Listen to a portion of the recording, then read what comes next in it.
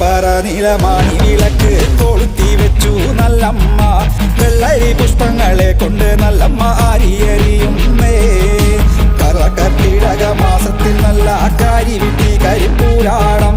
ഉണ്ണികൃഷ്ണ ഗോപാല മകനെ പേർ വിളിച്ചമ്മ. മീനമാസത്തിലെ അശ്വതി ഭരണി കാർത്തിക നാളിൽ പിറന്നളമ്മേ. ശ്രീ ഗുരുന്റെ കണ്ണൻ കാളിയെന്നോ മനപ്പേർ വിളിച്ചമ്മ. തെക്കും കൊല്ലം മാനക്കോലായിൽ നല്ല